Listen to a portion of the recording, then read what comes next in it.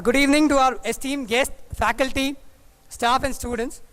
Welcome to the 16th Foundation Day of IIIT-B, also known as International Institute of Information Technology, Bangalore. Today is an important occasion, as on this very day, 16 years ago, Mr. K. Gopalakrishnan laid the foundation for this institute, which is depicted by its motto, Jnanamuttamam, as its roots in the highest order of knowledge. But knowledge here is not the only sense of books and exams, but beyond the four walls of classroom. And this is what IIIT-B has always believed, with an ecosystem designed to foster wholesome learning. Let us begin the invocation dance to Lord Ganesha. I would like to welcome Gayatri and Anisha to the Bharatnatyam.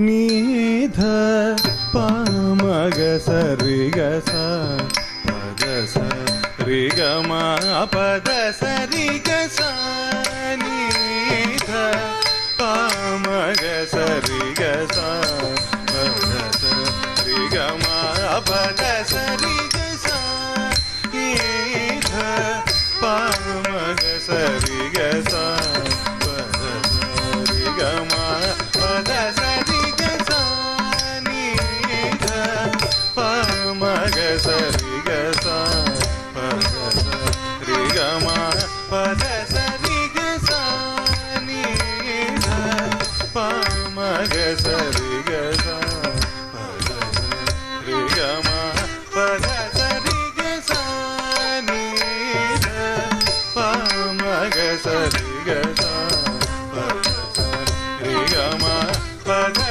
sariga sa nidha pamaga sariga sa pada sariga ma pada sariga nidha pama pada pa pamaga riga ma nidha pama pada pa maga ma pa sa riga ma pada ma pada sakata dingina tumta nidha pamaga sariga sa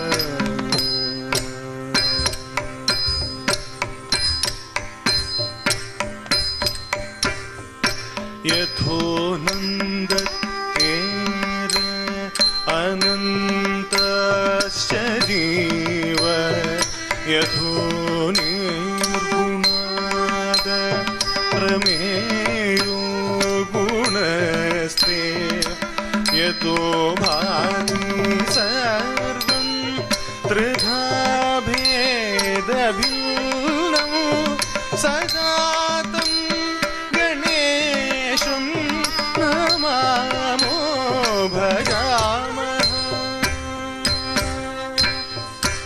यतो वह्नि भानुः भवोद्धूचरं च यथा सागर चन्द्रमा व्योमवायुः यथा स्थावर जङ्गम वृक्षसंग सजातं गणेशं नमामो भजामः यथो वेदवाचो विकुण्ठमनोभिः सदा नेति यत्तां गृह्णन्ति परब्रह्मरूपं चिदानन्दभूतं सजातं गणेशं नमामो भजामः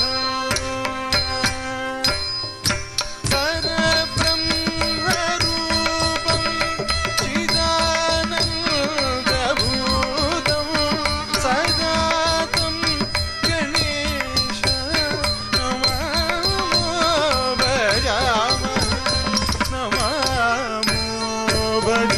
Thanks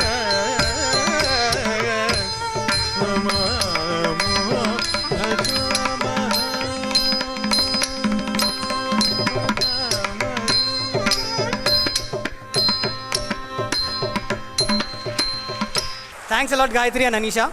That was a very divine performance. The significance of lamp lighting ceremony is that when lit by the spiritual knowledge, the negative tendencies fade away and the ego perishes. Now we would like to invite the guests of honor with Professor Sadagopan and Mrs. Sadagopan along with Professor Das to please lit the lamp. Thank you all. Now I would like to request Mr. K. Dinesh, sir, could you please grace the dais? I would like to request Umang Lohadia to present the bouquet to sir. I'm glad to invite Dr. T. Rajeshwari on the dais, please. I would request Juhi Singh to present the bouquet.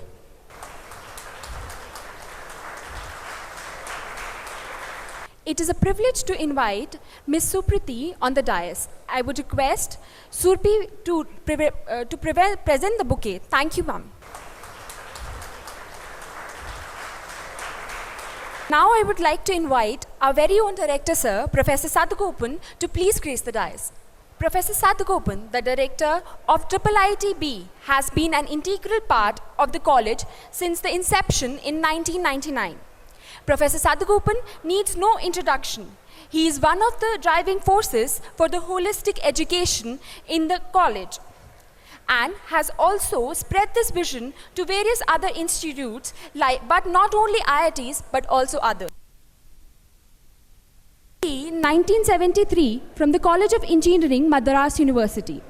MS PhD from Purdue University, USA in 1979. Professor Sadagopan taught for more than 25 years at IIT Kanpur, 4 years at IIM-Bangalore, and 1 year at IIT Madras. At the same time, some of the international institutes like MIT, Stanford, NSU, and many more.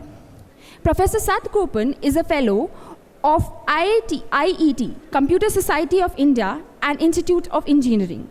He is a senior member of the IIIE and ACM.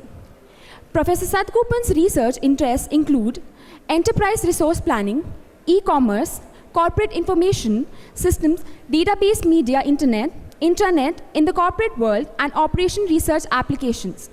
Since 1997, Professor Sadagopan has been actively involved in the fields of enterprise company and teachers and consultancy in the fields of ERP. His writings and his eloquent speeches have always inspired young minds. Sir, could you please enlighten the gathering with your words of wisdom? Good evening, friends. Okay. So let me kind of remind all of you, Foundation Day is a birthday of the institute. So what do you do on the birthday? Have fun. Okay. So it is more a fun day, and what we have been doing in all these 16 years, the format has kind of remained the same. We request about half a dozen outstanding men and women to come and share their experiences with us over a very short 10 minutes time. The reason why we do this 5-6 people is that we know that at least, we were born in 1999. The very first Foundation Day was truly in the 21st century, in the year 2000. Of course, technically the Facebook was not there, but most other things were there. So it was very clear the generation is going to be attention-starved generation. So anything that has long speeches is a clear no. Okay?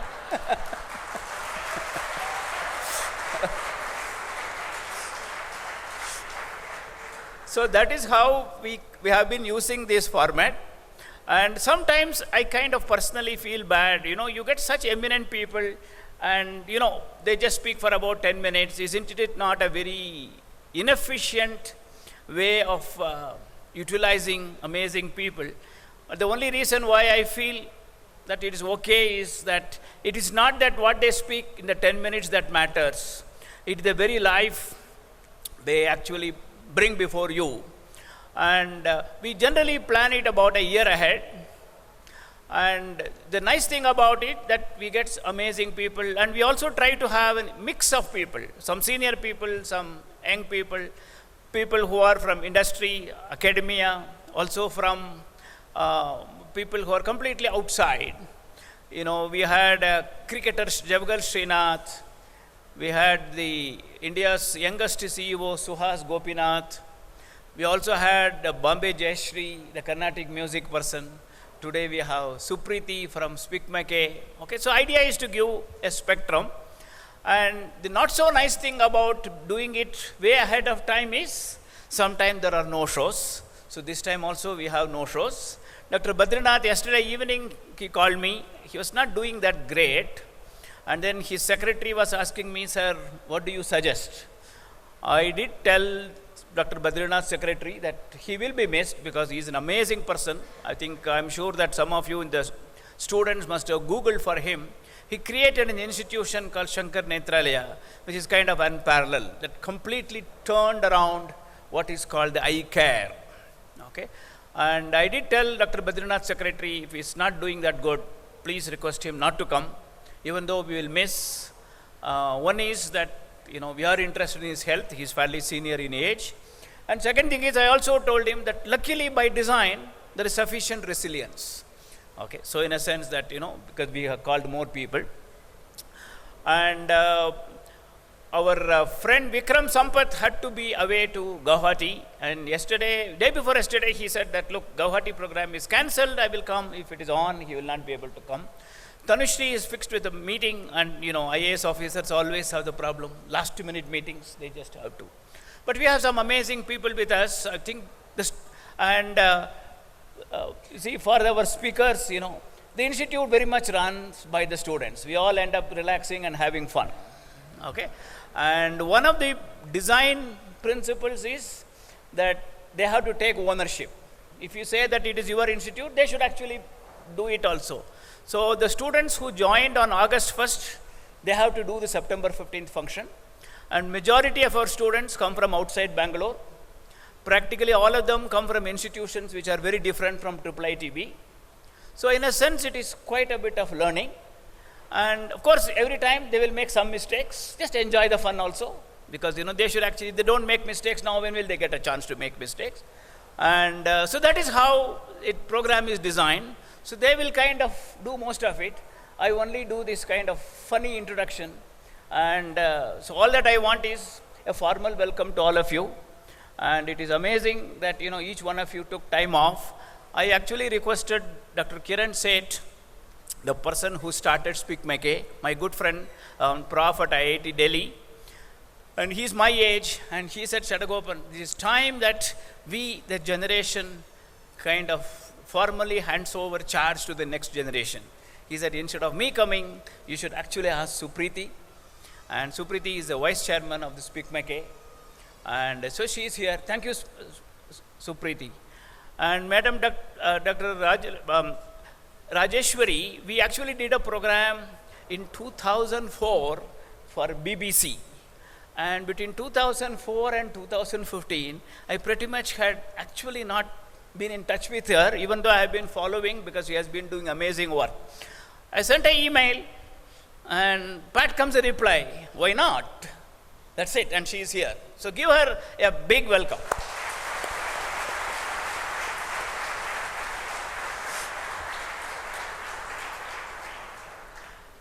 Dinesh is very close to us. He has been a neighbor for us many years. Intellectually, he is also a neighbor because one thing Dinesh really loves is there are not many in the corporate who kind of love professors. Dinesh happens to be one of them. Because, to be fair, a lot of corporates correctly think that professors are reasonably useless, okay? Which we are, but nonetheless, but there are at least some people who have kind of hope in us, respect for us, and I think keep having that spirit and keep spreading the spirit. Thank you, Dinesh. Okay.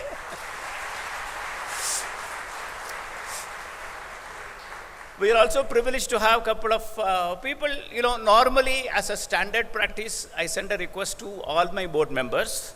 And I also tell them that, look, the idea is not to bother you too much. If it is possible, come.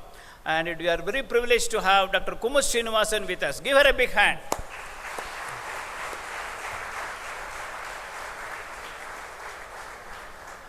Kumud runs the Intel India, and more interesting stuff, she's also the chairperson of NIT Trichy. So I think she has developed a nice feeling for academic institutions, and it was nice of her to come. And Professor Sonde is with us. Many of you see him once in a while because he is also the chairman of the Research Council. And then we also have Dr. Ramani and Mrs. Ramani. Special thanks. And Veda kept telling me, sir, you know, Dr. Ramani always responds to my phone call. This time he is not responding at all. So she presumed that you are in United States. I understand you came back on Saturday. And maybe she didn't try on Monday and Tuesday. And I think it is nice of you to have come. And welcome all of you. And this is the first time we are actually doing any program in this building. And you know, like there is one person who manages space and time in the institute. And his name is Professor R. Chandrasekhar. We call him fondly RC.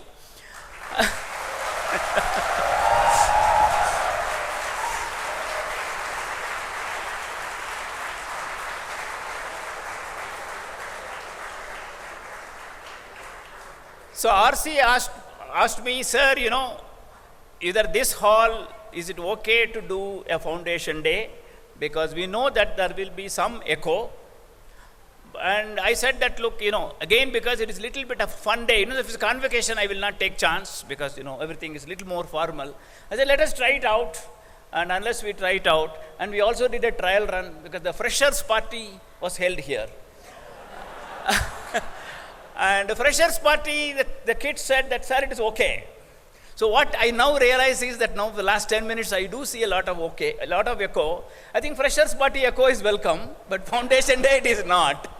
Anyway, so maybe we'll find something else. Maybe next time when we do it, we'll put some way to kind of absorb the sound.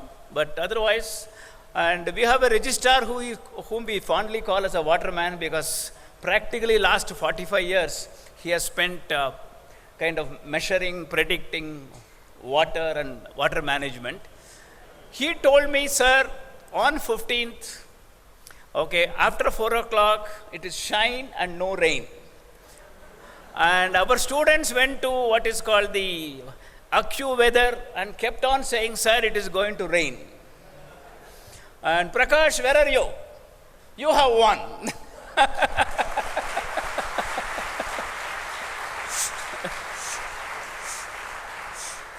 So it is good. So finally it is good. Okay. So thank you. And over to you kids. Okay. Run it. Thank you. Thank you so much, sir. It's always a pleasure to listen to you. You always leave us with thoughts to ponder upon. Thank you, sir. Mr. K. Dinesh is one of the 7 co-founders of Infosys. He has served as a member of the board of Infosys from 1981 to 2011. In 2011, he retired as the head of Quality Information Systems and Communication Design Group. During Mr. Dinesh's tenure as a head of quality, the company's software quality processes achieved world-class benchmarks, including CMM Level 5 in 1999. Thereafter, he aimed to bring performance excellence to the entire organization. It involved adapting and implementing the Baldrige framework and championing cross-function process involvement using Six Sigma CFPM techniques developed by Motorola University. Mr. Dinesh holds a postgraduate degree in mathematics from Bangalore University. He was awarded a doctorate in literature by Karnataka State Open University in 2006. Sir, we would be grateful to you for accepting the invitation. Sir, could you please come on the dais and grace the occasion? Thank you. The hall was full like this, and a speaker like me started speaking. The hall was full of attention, like all of you have been so far. And he started speaking, and he had been allocated some time. I was watching Sadhagopan, what he would say. So initially he was saying, yeah, I need to speak a little bit, but now he has liberalized a little bit. I won't tell you what that time limit is. But he started speaking and speaking.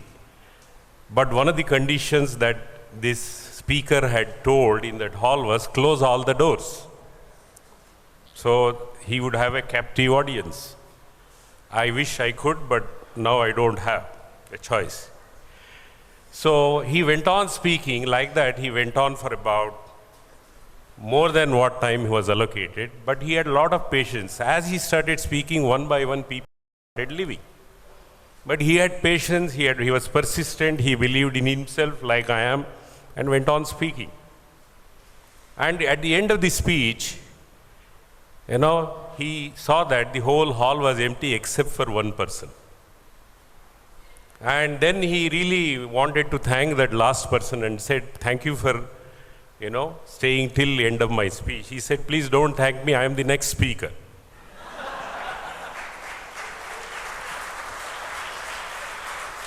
I hope that won't happen here. I'll try to keep it interesting, but not as interesting as Sadhagopan has been. He's very interesting. Professor Sadhagopan, Dr. Rajeshwari, Supriti, Kumud Srinivasan, Dr. Ramani, and Mrs. Ramani, and Mrs. Sadhagopan, and all my youngsters here and the faculty of IIIT-B. It's really my pleasure to be here with all of you. Thanks, Sadhagopan and SVS for giving me this opportunity to be with you all this evening. When I used to face this building, not the current version, I used to sit opposite to this building in the second floor, and there was no life at that time. I'm speaking about 1998. There was no life here at all. No green, of course. No life, not even a single person you could see. I was really getting not at all inspired by that. Every day I used to come, since we moved to this campus in around 93, 94 in Infosys. And then I used to tell Sadhagopan that you guys brought a lot of life into this space with youngsters finding their own life and their own future that they can build, and that's what you're building for India. I'm quite inspired by when I saw this, and really, you guys have inspired by being so near to Infosys, I would say. So as the industry is moving, the world is moving from, of course, the brick and mortar is old now, and now even digital is also old. It's moving to artificial intelligence, automation, and all of that. The whole world is becoming intelligent. With intelligent people here, building that intelligence and using that intelligence, that's what you are going to build a new future. A great institution to be here. All of you are here. I'm sure you are going to enjoy your stay here with leadership of... How was my visit to Hollywood? You all want to know? I met Harrison Ford, I met Samuel Jackson, I met few other people, but that may not be very interesting for all of you. So let me get into, some people said, why don't you share who were you before Infosys? Before Infosys was born, who were you? Can you share that thing? Until Infosys was formed, what were your learnings? That is what people said I should share, because this is Foundation Day. So Foundation is about looking at the past and looking at how to build the future. That's what this Foundation Day to me represents. You're laid a great culture here, great foundation here, and that is the legacy that you all are going to get. So let me share a little bit of my experiences of my life to say how I came here. I was born to a family of school teacher. My father was a high school headmaster.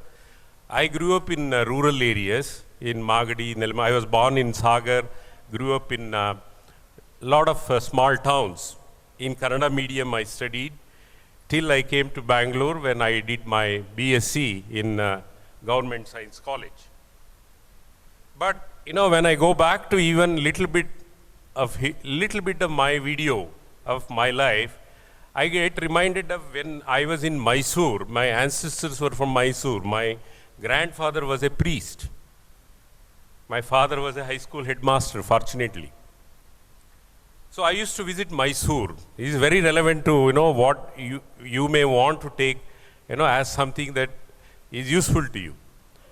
So as a priest, a very traditional family, but my father was not staying in Mysore. He used to get transferred. So I would go in summer. One summer I was there. This was in 1968, I recollect. And there was a Kannada newspaper, Prajavani, and big heading was there, which said, "Man has landed on moon." I was jumping with joy as, a 12-year-old boy. Jumping with joy. Wow, moon man has conquered now. So what else is there? Then I went and showed that to my uncle. My uncle was an astrologer and a priest. His immediate reaction was, don't believe that. How can man land on moon? Not true. So don't believe that. Now, as a young man, what do? Do I believe the newspaper, or do I believe my own uncle, who is, younger to my father? What would you do? What would you do? You have no idea what is the truth.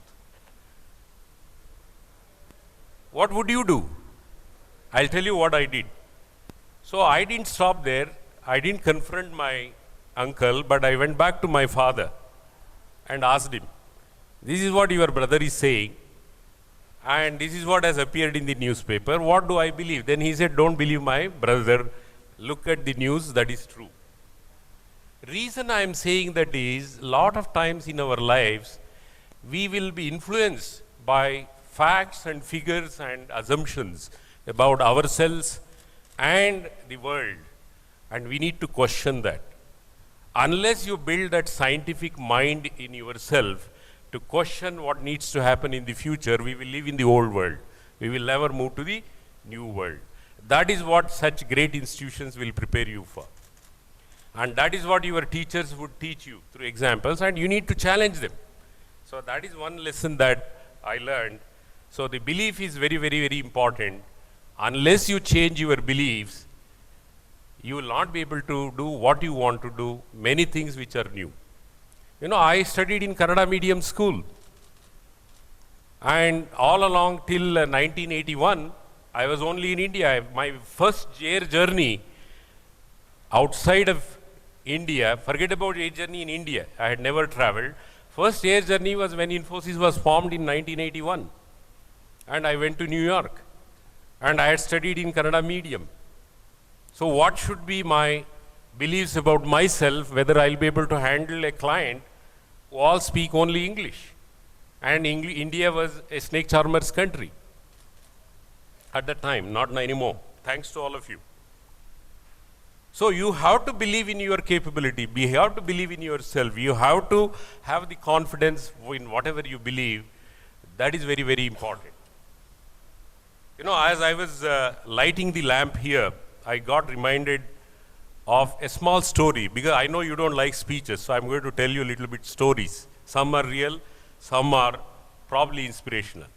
So as I was lighting the lamp here with the guests, it like this, there was a room, there were 5 candles in that room.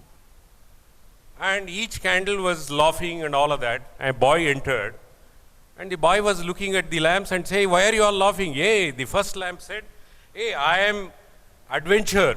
I represent adventure. I bring adventure in this world. That's what I light." Then the second one said, "Who are you?" "I bring love. That is more important." So then the third one did not keep quiet and said, "I am fairness. I bring fairness in this world. I represent that." Then the fourth one said, "All of this is fine, but I am integrity. I stand for integrity. So I stand for that, and that is why, the world is with integrity."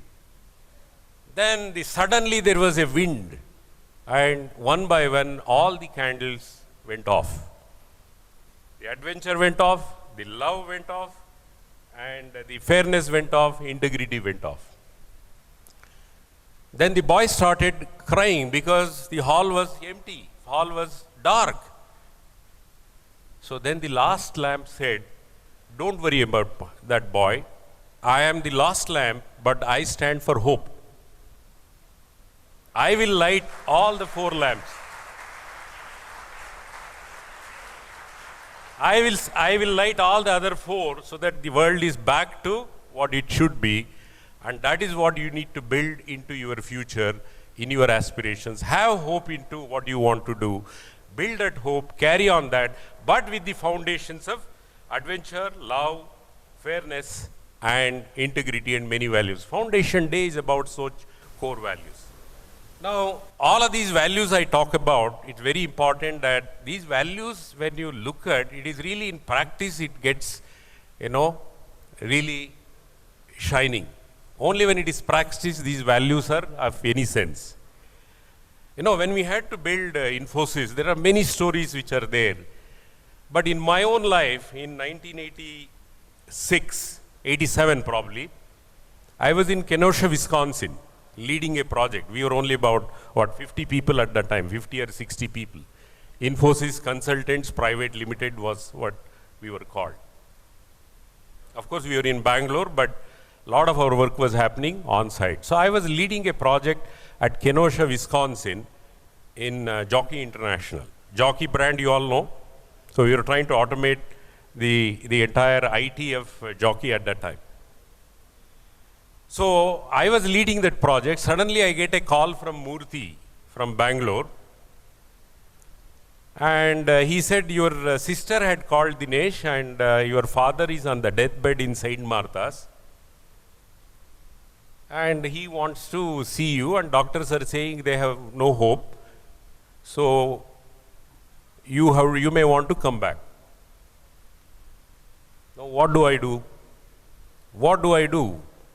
No, this is a real life situation that you have to handle. Now, we are a small company, and you can walk off and saying, yeah, my father is there, and I have to go. It's human that I need to do. So I told Murthy, it's not easy for me to just get out here now. It won't be good for the company, and customer has believed in us, and from all the way from India, from a snake charmer's country, they have believed in us. And if I walk away, I am the project leader, and they will say, forget it. I'll find some local company which will do. So it will be very difficult for me to leave. Please tell my sister. Then, he said, give me another 2 hours, Dinesh, I'll come back. He didn't speak to my sister, I know. After 2 hours, he called back and said, Dinesh, you don't worry, you make all the arrangements ready to leave in 2 to 3 days. I am flying tonight and coming back and relieving you. The reason I am quoting this is, and then he flew, and then after 3 days, I came back. I knew I won't be able to see my father. I may not be able to, but I was still hopeful, like the 5th candle. And when I came back, my father survived not only for a few more days, but he survived for 8 to 9 years. Then after 3 months, Nandan came and relieved Murthy, and that is how Infosys was built. Not through, great things that we did, but each of the people in Infosys had to make great sacrifices because customer came first to us. So that is another important lesson that I want to, place before you. Always, whatever you do, keep the customer in mind, because many of you will be entrepreneurs by yourself. And customer believes in you, don't leave him aside. They are the ones who give you the bread and butter. That is very important for us to remember. Now, my very first job, if you were to, hear, you will be puzzled, and how I landed in IT. My first job was 1972, 71, middle of the year. I had passed my BSc when I was 17. Don't ask me how, but I did all not through any other means, but I came through normally and passed at the age of 17. And of course, I didn't study. I tell my daughters, 2 daughters, don't ask me any questions of 4th grade. They ask me why. And any questions they ask me, I can't answer. That was in the 4th grade. And I tell them why. Because I didn't study 4th standard. I went from 3rd to 5th standard. So, in 71, when I had finished my BSc, my father had retired. Reason I am saying some of these things to you is, you will face many difficulties in your life. All ideal conditions you will not find to reach where you want to go. Leadership is about finding the right path in spite of all the difficulties that you have. That's very important for you to remember. You will not find an ideal condition. Look at Singapore. Look at many other countries. Such a small country, today it is shining. Why? Because they had a lot of odds to come across. So, 71, I joined as a RMS sorter. Means I was sorting letters in a railway station. And you know what was my first salary? Take a guess. What was my first salary? Not per hour, not per week, per month. How much? $200. I wish it was. It was $80. And of course, I could get 320 masala dosas for that. Or today I can get, cafe coffee day, half a cup of coffee. So, I knew that there was something that I have to do, and from there I went to a bank. I went to telephones. I was getting the cables laid in Bangalore city. I was called a phone inspector. I went from there to a bank, and a UCO bank. At that time, everyone was saying, oh, nationalized bank. And then from there, I went to a company called NGEF. And there I joined the computer department. And there I faced one interview, which I want to narrate to all of you. My manager, later on I used to ask him, why he hired me. So in the interview, he used to tell me, Dinesh, do you know what you did in the interview? That's what made us select you. And I said, what is it, sir? Because all the other 4 people who were hired with me were MSc first rankers in mathematics, statistics, and all of that. I was the only BSc they had hired. I had no influence with anyone. I had only vitamin, whatever you want to call, but my capability, that's all I had.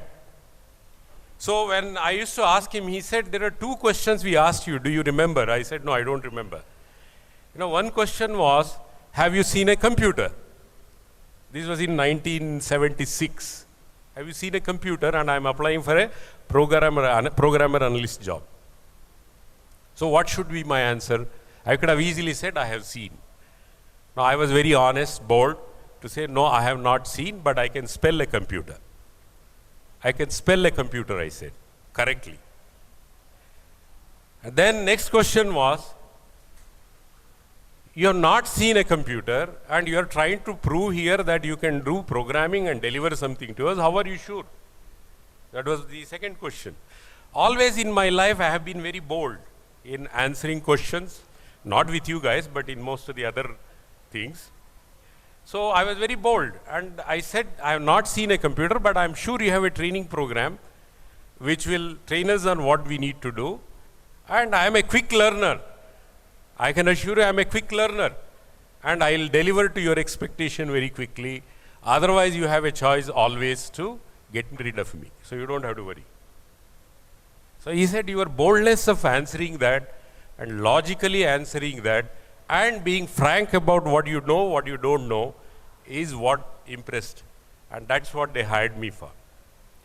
Now, second thing was, again from there, I know I was very restless. I was not learning much. 4 years I was in NGEF as programmer analyst, public sector undertaking. And then I was applying to jobs in Bombay.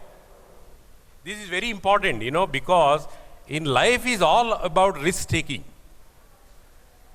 And ships are always safest in the harbor, but that's not where they are supposed to be. They are not meant to be there. So as human beings, you have to take risks. So when I applied to Bombay in a company, I was called for interview and I attended. There again, the interview happened and all of that. Finally, I asked him, when will you send me the offer? Either way, yes or no. I was very bold. I'll tell you who it was later on, you know. He said, no, it will take 15 days. So then I went down. In the lobby, I was waiting for my friend to finish. And then he came back, and the man who had taken the interview was also walking down. He asked me, why are you still here? So then I asked him again that, you know, I know you will send me an offer in 15 days. So I just thought I'll remind you of that, and then I'll go. So then he said, Dinesh, knowing you, I will not make you an offer. He said, why? In front of my friend, he was telling this. In front of him, he was saying, I'll not make you an offer. First of all, you are from Bangalore and you will travel all the way to Bombay to come and join. It is very difficult for anyone to do, I won't think. Then you have, when I look at your past, 4 jobs you have been, you're all in government service, government or semi-government. You will never take any risks and come and join a private organization like ours. And Bombay life is very difficult more than anything else. Bangalore is very settled life. So you won't come here. So I will not waste my effort in making an offer. So what should I do? What would you do in that case? Oh, if not this guy, I'll go somewhere else, right? That's what you may think. But what I did was, I told him, you please make an offer to me and see whether I'll join or not. I'll assure you I will join you. But first make me an offer. Without that, there is no question of me accepting that offer. I assure you, I'll be more positive than you. And then after 15 days, I got the offer. And that man was none other than Mr. Murthy, who was taking me interview, but not for Infosys, but we were all the founders of Infosys. We were all in Patni Computers. That is where Nandan, Chris, Murthy, Raghavan, Ashok Arora, Shibulal, all of us were working. Then we formed Infosys in 1981. So reason I am saying that to all of you is, in life, when I want to leave a message to all of you, I just want to leave a simple message because I am a son of a teacher. Very easy to remember. They teach, the professors and teachers teach you in such a easy language. So I just want to tell you the ABCDs of life, which I have articulated already to all of you. A stands for be adventurous. And B is believe in yourself, believe in your journey. Nobody else believes in your journey. You have to believe. Only when you believe in your journey, you can convince others, that this is a journey that they have to join. C is character. You need to build character. Character can't be built overnight, but character can be lost overnight. So build characters in yourself and the people around you. And in 1981, when we formed Infosys, in Murthy's flat in Bandra, we were discussing this. What should be our dream? I don't have time, but if I had, that is another 2 hours of discussion that we had. But I don't want to repeat all of that. But gist of that was, we discussed at the end of 2 years, some of us who were people oriented said, we are about 1,000 people, great. This is in 1981. And some of us who were customer oriented, 50 customers from no customer, can we be? Yeah, great. Then some of us who were looking at, the turnover and would say, 100 million is great. And like that, each one of us for 2 hours we debated. And finally, at the end of that, we questioned ourselves, is that what Infosys should be known for? 100 customers or 50 customers, 1,000 employees, and this, whatever $100 million of revenue, is that what we want to be known for? Then we asked ourselves, where from do we come? Where from do we come? We are all, Nandan's father was a manager in a mill, textile mill. Murthy's father was a teacher, like my father. Chris' father was a small businessman in Kerala. Ashok Arora's father was a bureaucrat in central government in Bombay. Raghavan's father was a lighthouseman, in one of the ports. All middle class, lower middle class, just there. So what is the middle class aspiration? What would be middle class aspiration? Is it the money? Is it the money only? No, right? So what does middle class aspire for at the end of the day? That is what we questioned ourselves. And one thing which came out very clearly in that was we want to be the most respected company. And that became the vision of Infosys. We want to be not respected just in India, we want to be globally respected company. That is what we decided, and that has not changed, and that will not change going forward, is my belief. So like that, and that respect comes by adhering to a set of foundations and values that has been espoused in Infosys, and that has been built based on the systems, process and values based on which it is being. Since it is a foundation day, I must reiterate to all of you, you are laying your foundation not just in your engineering, you are laying your foundations to a great career you want to build, and a set of values are very, very important. So A, B, C, D, E. A stands for adventure, B for believe in yourself, C is for character, and D is dream big, like we dreamt. Sitting in that small room in Bandra in Murthy's flat, we were thinking we'll build a globally respected corporation where we had no single customer. But our dream was big. Don't be conjuice in dreaming small. Dream is something you can easily afford. Dream. All of us can dream. You don't need a coaching class for that, you can dream. But stick to the dream. Having dreamt previous day, next day onwards, pull up your sleeve and execute. That is very important. That is the E. So ABCDs of life is adventure, believe, character, dream big and execute. That is very important. Now I don't want to take up any more time, and though many of you have not left, few have left, but my father used to tell me when I was a small kid, all my brothers and my sisters and even his students used to tell, hey, you should have 5 friends in your life.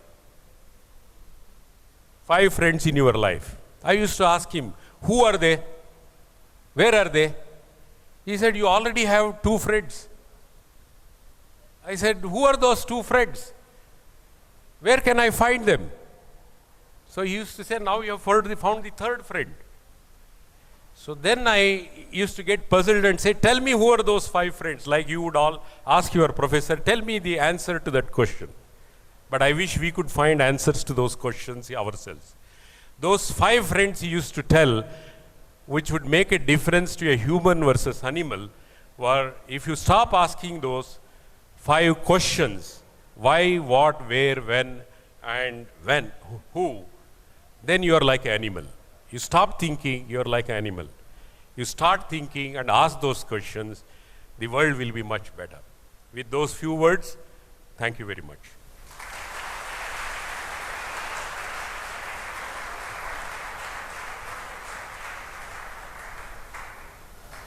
Thank you, sir. It was truly inspirational to hear you speak. Dr. T. Rajeshwari, currently a consultant with quality networking of professional education at Rajiv Gandhi University of Health Sciences, RGUHS, is a former director of quality assurance and accreditation at RGUHS. Being a prominent alumnus of Bangalore Medical College, she went on to become the first dean cum director of the institution. In her long and illustrious career spanning almost 4 decades, she has contributed much to the field of medical and health education. She was instrumental in linking up RGUHS, Karnataka with University of Utah, USA, by inviting professors of emergency medicine for imparting training in comprehensive and emergency care and life support skills. to medical professionals, thus bringing the Clinical Skills Center established by Alumni Association in 2010 to international recognition. She was recently felicitated by the Honorable Prime Minister Narendra Modi in the Global Health Summit Meet 2014 organized by the American Association of Physicians of Indian origin, a special award in health education in its 8th annual ophthalmic organization. She was invited by BBC as one of the top scientists to India to talk about IT in machine in 2007 and was awarded the Dazzling Daughters Award for contributions and achievements in the field of medical education by the Public Relations Council of India in 2010. Now I would like to invite Dr. T. Rajeshwari to grace the stage. Thank you, Anamika. Good evening to all of you. Dignitaries on the dais, Director Professor Sadagopan, Dinesh and Suprita, and dignitaries of the dais, Mrs. Sadagopan, the Registrar, the Dean, the faculty, the alumni, students, and ladies and gentlemen. I think it's a day of gaiety for all of you. Again, I wouldn't like to take much of your time when you're waiting for the real program coming on, but it's a great feel when I landed up in this place for the first time, seeing this great institution and seeing the gaiety around, the way the structure is on, the beautiful ambience that you've been very fortunate to be in and go through the process of study, which definitely will not be the real type of studies which other students are going to see in other areas. I'm sure you're very fortunate and lucky to have such a visionary and a dynamic director who's an all-rounder and he's a living role model for all of you. I think special compliments to you, sir, having met you.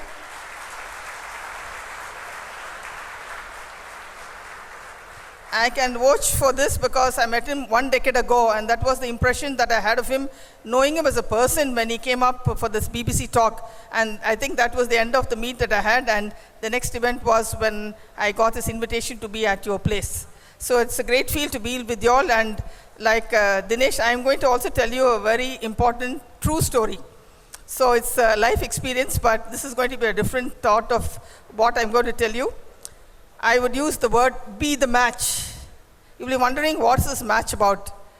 See, actually being an alumnus, it makes me very proud that I was a product of Bangalore Medical College right from my undergraduate to head my own organization and have a very strong bondage to my alma mater. That is what will be the feel of many of the alumni who are here.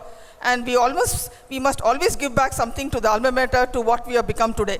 Because the foundation definitely, again, reminds you of the Foundation Day. It is the foundation of your life, of what you have become today. At least for me, it has done a lot, and whatever you give back to your alma mater is like a drop in the ocean of what she's done to you in your entire life. Your name, your tag, everything gets linked to the institution you graduate or postgraduate. That definitely is going to have an influence because your thought process changes. So here, what happened is, the triggering point for the match is what I said. Be a donor of your peripheral blood stem cells. That is what I'm going to ask you. I'm going to appeal. It's a plea and it's a request. See, your peripheral blood stem cells would give a second lease of life to somebody in the world. And that is the great act that you would be able to do, just getting out your marrow cells. It's called the bone marrow, which is the main area which produces the stem cells, which I'll go stepwise, to tell you that if you become a potential donor, you can definitely save lives somewhere in the world. And imagine the great feel that you're going to have by giving a second lease of life to somebody by this kind of action of yours. What a good feel you will feel about yourself. I don't think words can express the nice feel that you will have.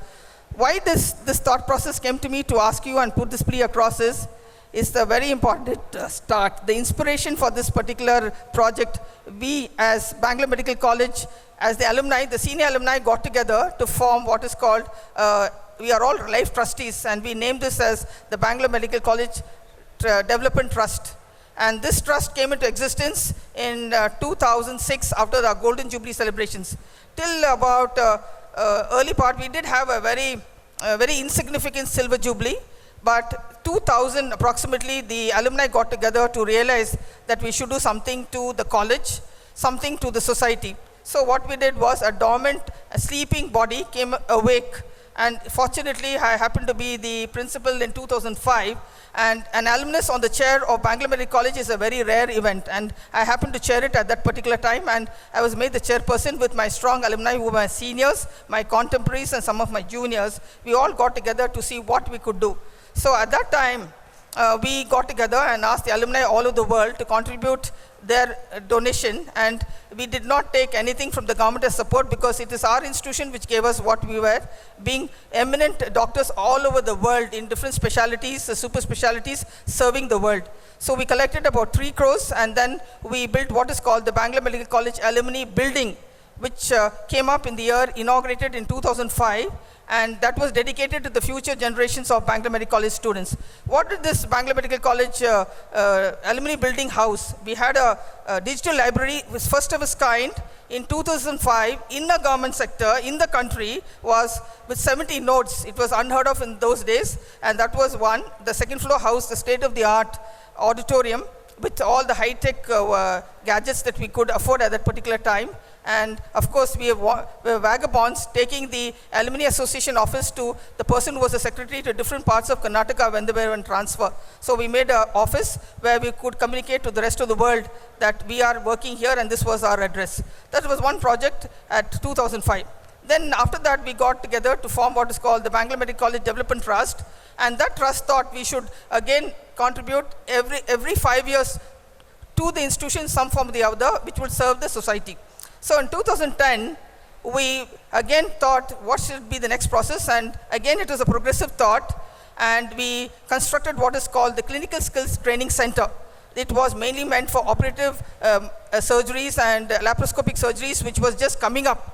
So this area was used for training all young surgeons in the field so that we can't experiment on human beings and lose life. So we really built up this training center, and I was very fortunate since I was on the university at a later part of the year, that was in 2014, the University of Utah, the emergency medicine faculty visited us at Rajiv Gandhi University and showed inclination in Karnataka to have a clinical skill training center for training people in emergency medicine. That was, it's called as comprehensive emergency care and life support skills. Though people are theoretically taught, but these things are not executed in a real fashion to save lives. So at that particular time, the Utah University was brought in contact with the Rajiv Gandhi to the Bangalore Medical College. The Alumni Association established the Clinical Skills Center, and then this went on international standards and on protocols, and today it's recognized as an international institute being in the government sector. And we have trained nearly 350 trained faculty, of which about 100 of them are master trainers. So again, very proud to tell you that in a big way, we gave this to the future generation of the society so that more lives could be saved. So and then we came third factor coming up. Then we said, what should we do in 2015? We were planning. And that was the time when a young surgeon developed cancer of the blood. And that was a time that he was looking out for a potential donor to match his bone marrow. That is his stem cells. As you know, the proteins that are in these areas, that is the genetic pattern is entirely different in different population. And India, with a population of 1.2 billion, that was the number, but we have a very poor bone marrow registry. I'll let you know what a bone marrow registry is. First of all, what is bone marrow? Bone marrow is a soft tissue in certain bones of the body which produce stem cells. And stem cells in turn produce the different variety of cells which circulate in the blood. That is, as you know, the RBCs carrying oxygen, the WBCs carrying, fighting against infection, and then platelets, which you're already aware because of dengue being around, and other forms of cells. So these cells can convert them, stem cells can convert to any form of cells. So this young surgeon was trying to get a donor where his cancerous cells could be replaced with the healthy non-cancerous cells from a donor. But the donor list, that is the registry, was not available for him to get a matching grant. See, 30% of individuals have in the family area, that is siblings and parents can to some extent contribute. And the remaining 70%, the large number, is the one which you are not able to get as a genetic match. So this person went about trying to get the immediate circle. A lot of people helped him. We also helped him. And ultimately, after getting the donors, you have to do HLA typing. HLA typing is what is called the human leukocyte typing, which is a genetic profile of yours, which is very unique to the South Asian population of which the Indians belong.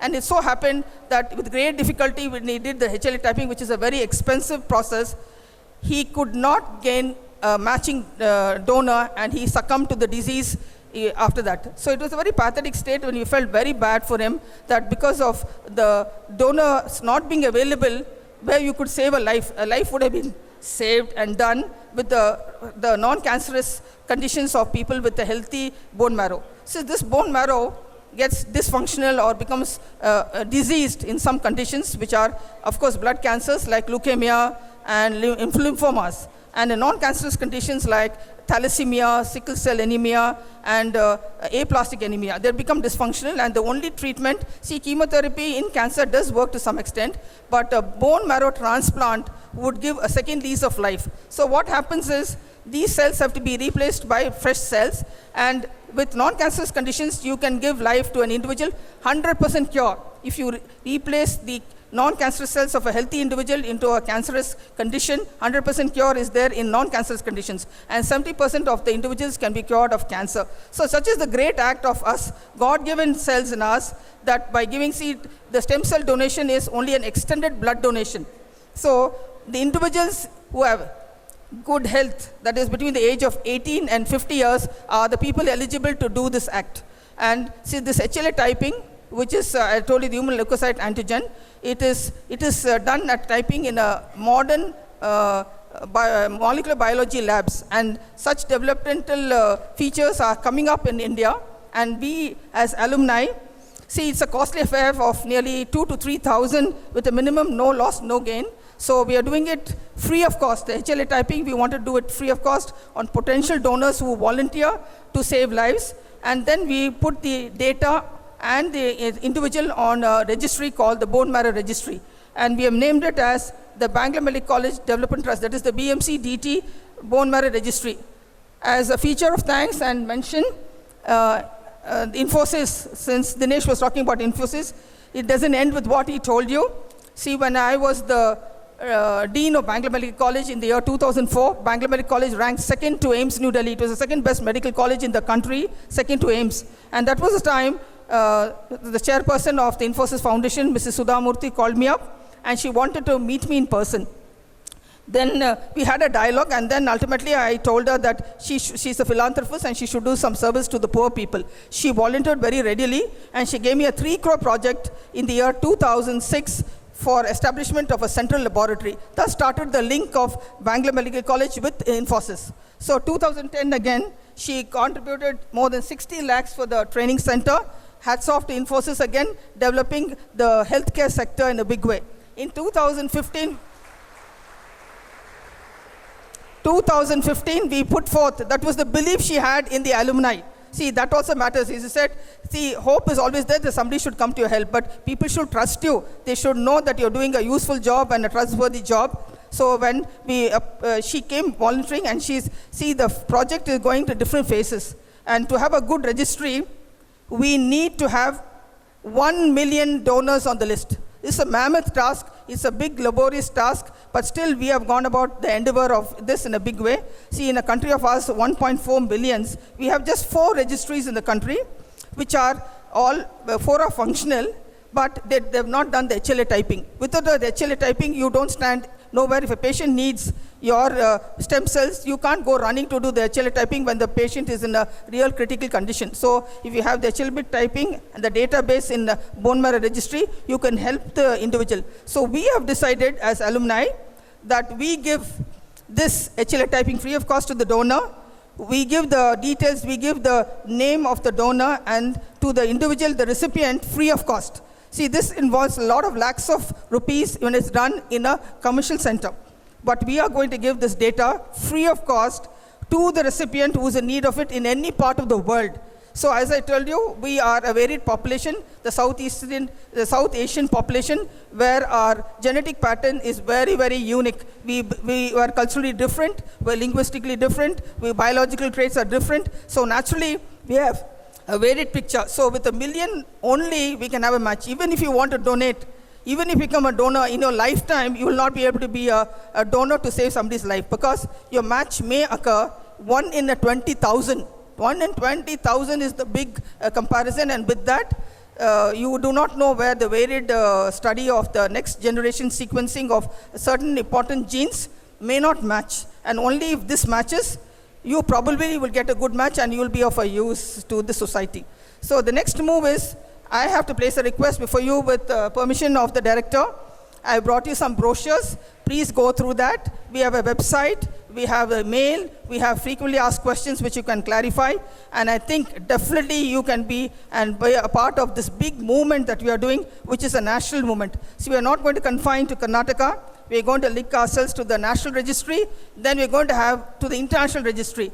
And we are very proud to tell you, see, the sequencing that we are doing is on a 12-point resolution, whereas in India and many of the other countries, we have only 4-point. We have gone to international protocols and we are doing it 12-point, and you can imagine the value-added resolution, the high level of matching. And if you compare yourself to other countries, see the very unique registries in England, in Germany, and in China. China built up 1 million names in just a period of 5 years because they are ethnically very unique. We are varied, but still we are venturing out to make it 1 million in 5 years. It is people, youngsters like you, who should think of the generations to save lives somewhere in some part of the world and feel happy that you have made somebody else alive. Please join this movement and be a part of the movement. And it's an appeal from giving me this opportunity to place this before you. I think we will be the most fortunate human beings if we can serve our own human race on the earth. Thank you all, and I'm sure to place this. And so far, we've already, see, the other important thing which I forgot to tell you, we are celebrating the Diamond Jubilee celebrations in December 2015. And we've thought that we should dedicate this BMC, DT, and the Infosys bone marrow registry, as we called it, as a dedication to the nation in the Diamond Jubilee celebrations in December last week. And that is our endeavor, and I want all of you to be a part of this movement. And thank you, Director Sir, to have given me an opportunity to talk about something which will be relevant to the young generation hearing this thought of giving a second lease of life to somebody. Even if you want, you can do it only once, because that match should occur for you and you should be fortunate. And I'm just telling you that after the bone marrow stem cell donation, you will be just normal. It is like an extended blood donation itself. So nothing to fear. Any questions, any details, you're always welcome from what I'm going to leave behind as brochures at your institute. And we look forward. And we have already registered 4,000 donors so far from my own medical colleges. All my graduates and postgraduates from various medical colleges have built up that number to 4,000. And our intention is to make it 10,000 by December. I hope you'll make my dream come true, and thank one and all for this patient hearing. And please see that you give life to somebody. When God has given you a beautiful life, you should share it with other people to live the life that you are leading. Thank you all.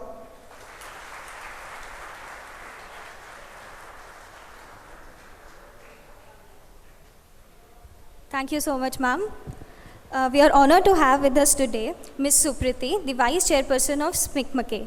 None of us really require an introduction to SPIC-MACAY, as we know it is a non-political, nationwide voluntary movement that organizes programs of classical music and dance, folk arts, crafts, yoga, classical cinema screenings, heritage walks, etc. inside school and college campuses throughout the world to make students more aware about Indian and world heritage. This initiative makes education more holistic and meaningful, as it highlights all that is abstract, subtle, inspiring, and mystical in the world, teaching one to look within oneself. After finishing her MA in Economics from Bangalore University, Ms. Supriti went on to teach economics as a lecturer in MES College of Arts, Commerce, and Science. She was also the manager of the Akshara Trust, a trust raising funds, creating and liaising with corporate partners, school managements for a program to encourage the girl child to go back to school. In April 2011, she became the National Vice Chairperson of SPIC-MACAY. SPIC-MACAY is a big part of our college, and ma'am, we will be honored if you could come and address us. Professor Sadagopan, Mr. Dinesh, Dr. Rajeshwari, Mrs. Sadagopan, Ms. Kumud Srinivasan, faculty, and my dear students. I want to first start by thanking Professor Kiran Seth, who is the founder of SPIC MACAY, who was first invited here to speak, for assigning this task to me. And I want to thank Professor Sadagopan for his graciousness in accepting me to be here today. I want to begin by asking all of you a question.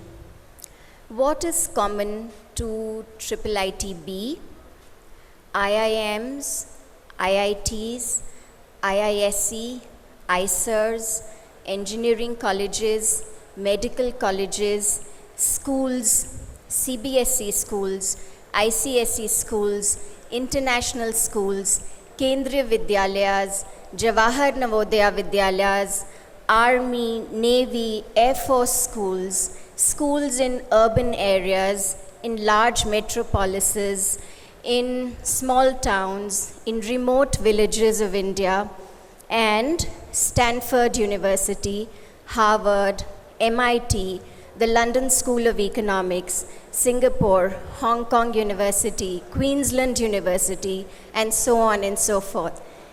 I don't have to give you the answer because IIIT-B has been partnering with SPIC MACAY for a very long time. What's common to all these campuses across the world is the presence of SPIC MACAY. For those of you who don't know what this is, it is the Society for the Promotion of Indian Classical Music and Culture amongst youth. When you hear about it, you think that it's all about Nach Gana. You think it's about entertainment. But it is actually about something which is a little more than that. Because traditionally, our classical music was meant to be an offering to the gods. It was meant to be a way to pray. It was meant to be a way to evoke the blessings of the Lords. And in the process of singing, of dancing, our artists would help the audiences to connect with the divine being or the supreme force, whatever you want to call it. I think what SPIC MACAY does is, by making young students captive audiences, introduces these young students not just to the ragas and the talas and the different pieces in classical music and dance, but introduces students to that strange, unexplainable element which exists, which actually does a lot more work than all of us do put together. I think that's why the work that SPIC MACAY does is very critical to the education industry. So I want to sort of take the guts to repair what Professor Sadagopan said in the beginning, that I'm calling somebody who's from outside academics. But SPIC MACAY is very much a part of academics, because what you learn in your theories and formulae helps to develop just one side of the brain. And what SPIC MACAY does is to make that education a little more holistic and help us to develop another side of our brain which ignites the creative forces, the intuitive forces, and helps us to connect with that supreme force which many of us cannot see, feel, believe, touch. But it is a part of our reality. And acknowledging that helps many of us to understand why we are just a very tiny speck in the whole universe, and therefore probably very inconsequential. and therefore probably dispensable, and therefore probably not needed. So this big head that we get when we call ourselves successful can be diffused when we begin to acknowledge what and who we really are. To me, SPIC MACAY's largest contribution in my life has been this. I joined it in 1986 when I was doing my master's, and then when I began to teach at MES College at National Law School for many, many years, I started bringing SPIC MACAY into these campuses because I thought what I got as a student, I want to share with my students. This is one part of what SPIC MACAY does. The other part, which I think is remarkable about SPIC MACAY, is the fact that it's a movement which in 1 year organized more than 7,500 programs across the country and the world, in more than 3,000 institutions, taking the support of more than 600 artists, impacting more than 3 million students, spread across more than 800 towns in India, 50 towns abroad. It's amazing the kind of outreach it has. What's remarkable is this happens all on the shoulders of people who volunteer. We don't have more than 3 people who are paid a salary by SPIC MACAY. Everybody, whether in Ahmedabad, Patna, Lucknow, Bangalore, Cochin, Chennai, London, New York, Washington, everybody is giving a little bit of their time and sometimes money, energy, effort, thought to make SPIC MACAY happen. To me, in my mind, and I may be wrong, after India's independence movement, this is possibly one of the largest public movements. Why does it work? It works because when I give a little bit of myself, I actually get a lot more. And I don't give because I want to get, but giving becomes an addiction in SPIC MACAY. Once you've been a SPIC MACAYite, you love being that all your life. And we ride on the shoulders of very aware educators like Professor Sadagopan, because when we go to institutions and ask them to introduce this module, we are very often faced with closed doors even today. When we go to donors and potential sponsors, they say, but it's more important to build toilets, it's more important to do eye care programs and camps, which is important, no doubt. But, like Dr. Seth says, it's not just about curing blindness, but also about curing inner blindness. And that can happen with SPIC MACAY's presence in education campuses. So I don't want to take too much time because we want to see what you have prepared, but I do want to invite each one of you sitting here, faculty members, students, and everybody else, contribute in whatever way you can to something from which you think you will get nothing. It's not just SPIC MACAY, anything from which you think you will get nothing. And my promise is that you will get much more than you get out of your paid job, than you get out of the classroom that you are in. So I want to invite all of you to do that. And I was very touched by what Mr. Dinesh said about dreaming. We dream really big in SPIC MACAY. When we start, we dream really big. Our vision today is that we reach every child, have every child experience the mysticism and inspiration embodied in Indian and world heritage. We want to be able to reach the child who doesn't even go to school.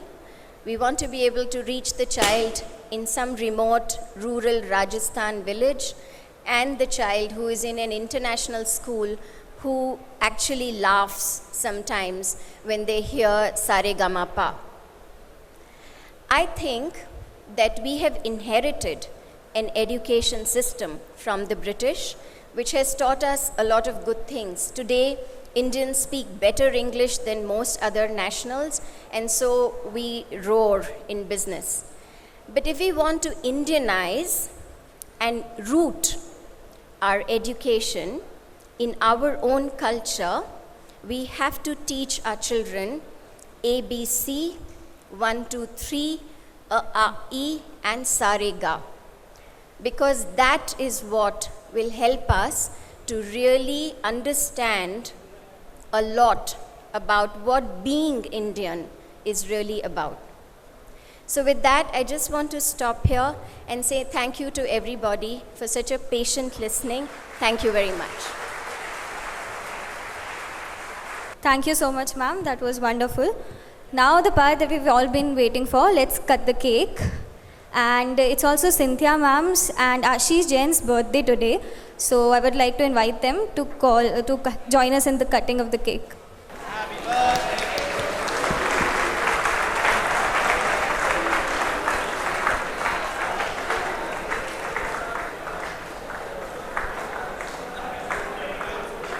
We request Professor to please present the guests of honor with mementos. Can we please have Mr. Dinesh, Dr. T. Rajeshwari, and Ms. Supriti.